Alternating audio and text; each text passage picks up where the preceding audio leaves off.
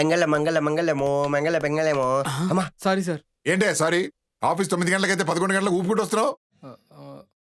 ఒరే వాడు ఏమన్నా డ్రంక్ అండ్ టేబుల్ దొరికాడరా?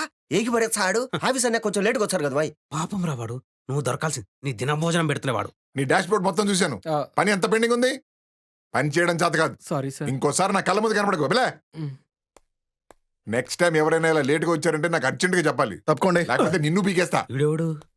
ఆగండి సార్, ఆఫీస్ ఏ టైంకో తెలిసి ఈ టైంకి వస్తున్నారేంటి సార్? నాకు నచ్చిన టైంకి వస్తా, నాకు వచ్చిన పనే చేస్తా. ఇది నువ్వు నాకు చెప్పాల్సిన అవసరం లేదు. అలాగే సార్, మీకు నచ్చిన టైంకి రండి సార్. కాకపోతే 5కి లాగౌట్ అవుతున్నారు. 5కి కాకపోతే అసలు లాగౌట్ అవును. ఆ, అయినా నువ్వు నన్ను ప్రశ్నించేంత మగాడివా?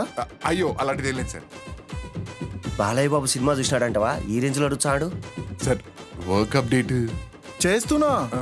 అవగానే వాట్సాప్ చేస్తా, నా డెస్క్ వచ్చేయి తీసుకో. సరే సార్. సార్ ఆఫీస్ ఇటువైపు దిస్ వే. ఏమీ తినలేదు, తినే వస్తా.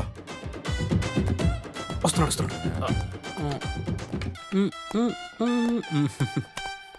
రే, శాస్త్రి గారిని షేక్ చేశాడంటే వీడు మామూలుడు కాదు.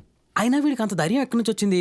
శాస్త్రి గారి వీడియోలు ఏమన్నా దొరికినాయంటవా? ఆ, వాని కాడికి పోయి మిషన్ ఇంపాసిబుల్ ని పాసిబుల్ ఎట్టే చేసినాడు అడుగుదాం బా. పద.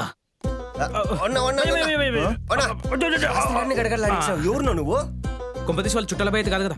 ఆ, ఆ. అంటే వాళ్ళ చుట్టాలకు ఆయన మీద అంత ఇంప్రెషన్ ఉండదేమో అని. ఓ, హ, నేను నోటీస్ పీరియడ్ లో ఉన్నాను బ్రో. ఇన్నేళ్ళు కంపెనీ కోసం కష్టపడితే ఎందుకు కష్టపడ్డావు అని ప్రశ్నించలేదు. అలాంటిది ఇప్పుడు ప్రశ్నిస్తారంటవా? సర్లేనా, నువ్వు లాగిచ్చేసి. ఆ, శాస్త్రి గారినే గడగల్లాడిచ్చాడంటే ఎంతైనా వాడు గ్రేట్ రా. నువ్వు రీజన్ చేయి, నువ్వు అదే పని చేయి. నేను బయటికి పోయి పని చేచ్చే నువ్వు తట్టుకోలేవు. పా. పా. ఇందాకేగా కొట్టింది నాడు. ఆ,